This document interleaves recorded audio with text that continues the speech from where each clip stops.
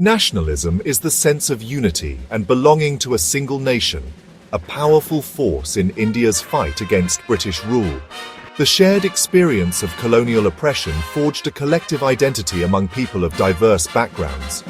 Western education, new communication networks, and rediscovery of India's heritage nurtured this unity. The Indian National Congress became a platform for organized resistance, challenging the British narrative of a divided India. This emerging nationalism transformed India from a land of subjects into a nation of citizens, setting the stage for the freedom struggle. The outbreak of the First World War in 1914 had far-reaching consequences for India, a land then under British colonial rule. The conflict, initially a European affair, soon engulfed the world, drawing India, both willingly and unwillingly, into its vortex. The war effort placed immense strain on India, draining its resources, both human and material, to fuel the British war machine. This relentless extraction caused immense hardship for the Indian populace. Over 1 million Indian soldiers, often conscripted or lured by promises of a better life, fought bravely, yet often under-equipped and underappreciated, on distant battlefields abroad. Meanwhile, back home, the economic situation deteriorated rapidly, with taxes and prices soaring to unprecedented levels, placing an unbearable burden on ordinary citizens. This economic hardship deepened existing poverty and fueled widespread resentment against the colonial government, which seemed indifferent to the suffering of its subjects. During the war, British authorities made vague promises of self-governance and greater autonomy for India in return for its support, but these promises went largely unfulfilled after the war ended. This betrayal of trust fueled widespread disillusionment and anger among the Indian population, who felt cheated and exploited by the colonial regime. The return of Indian soldiers from the war front further complicated the situation. These soldiers, having been exposed to new ideas of freedom, equality, and self-determination, and having witnessed the vulnerabilities of Western powers on the battlefield, brought back a new sense of awareness and political consciousness. The war had shattered the long-held myth of British invincibility, revealing the empire's weaknesses and vulnerabilities to the world. Adding to the already dire situation was widespread economic misery, compounded by widespread crop failures due to drought and neglect, and the devastating impact of a deadly influenza epidemic that swept across the country. All these factors combined to intensify anger and resentment against colonial rule, pushing India to the brink of rebellion. This widespread unrest and discontent set the stage for a more assertive and organized nationalist movement, demanding complete independence from British rule. The war's aftermath left Indians more determined than ever to demand real change and to fight for their right to self-determination, paving the way for the eventual end of British colonial rule. In 1919, the British passed the Rowlatt Act, granting sweeping powers to arrest and detain without trial. Indians saw this as a betrayal, stripping away basic civil liberties and fueling outrage. Mahatma Gandhi called for a nationwide hartal, a mass protest against the act. For the first time, people across India united in a coordinated, non-violent resistance. The Rowlatt Satyagraha marked Gandhi's rise as a national leader and showed the power of mass mobilization. The British responded with brutal repression, escalating tensions. This crackdown would soon lead to a defining moment in India's struggle for freedom. The Jallianwala Bagh massacre in Amritsar, 1919, became a turning point in India's freedom struggle. On Baisakhi, thousands gathered peacefully, unaware of a ban on public meetings. General Dyer ordered his troops to fire on the unarmed crowd, killing hundreds and wounding many more. The massacre shocked the nation and the world, exposing the brutality of British rule. Rabindranath Tagore renounced his knighthood in protest. Faith in British justice was shattered. The demand for complete independence grew stronger. The tragedy united Indians in outrage and resolve. The stage was set for mass movements under Gandhi's leadership. Mahatma Gandhi's arrival in Indian politics brought a new philosophy, satyagraha, or non-violent resistance. Rooted in truth and non-violence, satyagraha aimed to win over oppressors through moral force, not violence. Gandhi's early successes in Champaran, Khader, and Ahmedabad proved the power of this approach. He connected with ordinary Indians, making the freedom struggle a mass movement. Satyagraha empowered the weak to challenge the strong, giving the movement a moral high ground. Gandhi's methods inspired hope and unity across India. Soon, Satyagraha would be deployed on a national scale. The year was 1920. India stood at a crucial juncture in its struggle for independence. The non-cooperation movement, spearheaded by Mahatma Gandhi, was about to begin.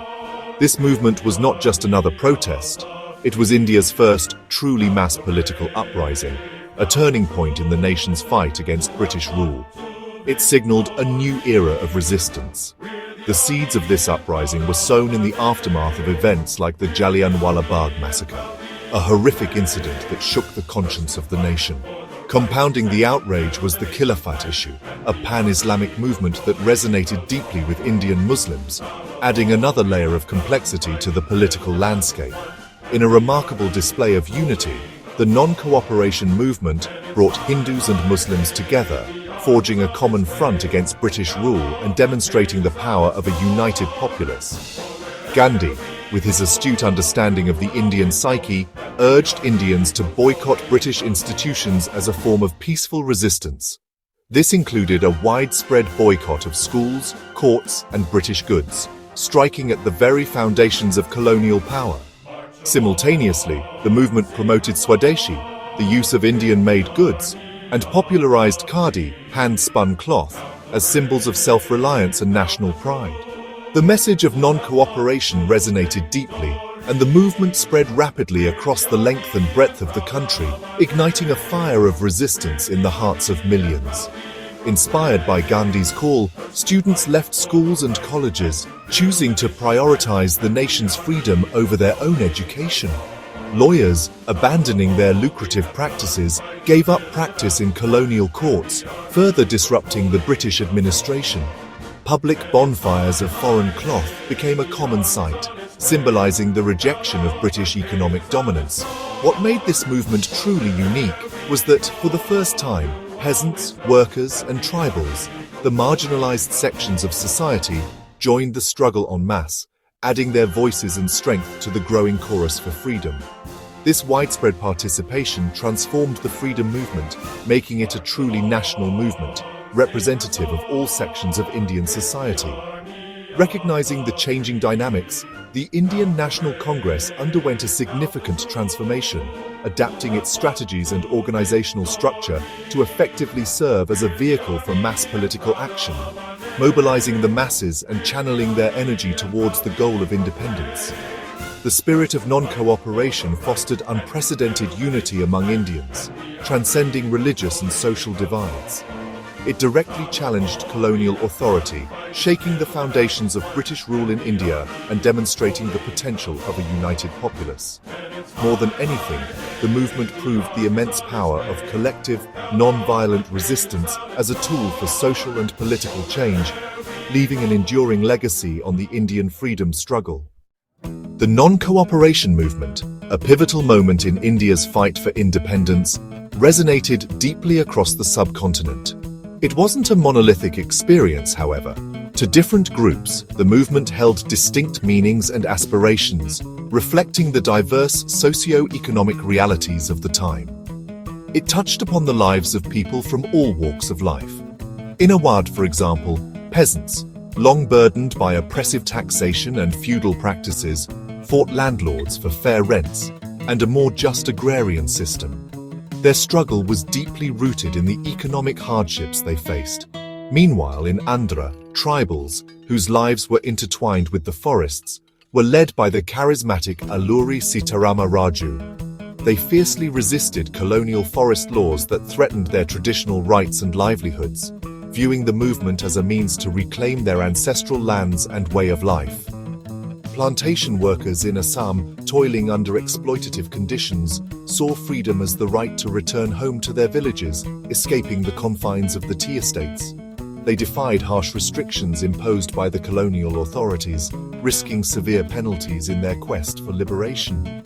Many interpreted Gandhi's message of Swaraj or self-rule in their own way, adapting it to their specific circumstances and needs. This sometimes led to interpretations that diverged from Gandhi's strict adherence to non-violence, with some individuals and groups turning to violence despite his explicit call for peaceful resistance. The movement's abrupt end after the Chauri Chaura incident, where protesters turned violent, deeply disappointed many who had invested their hopes and dreams in the struggle. But despite its premature conclusion, its impact was lasting, leaving an indelible mark on the Indian psyche.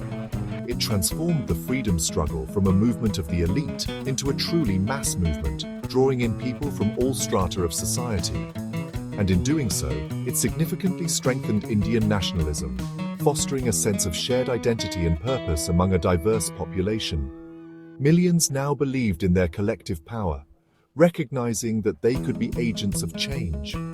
This newfound belief empowered them to challenge the seemingly invincible British Empire with unprecedented courage and determination.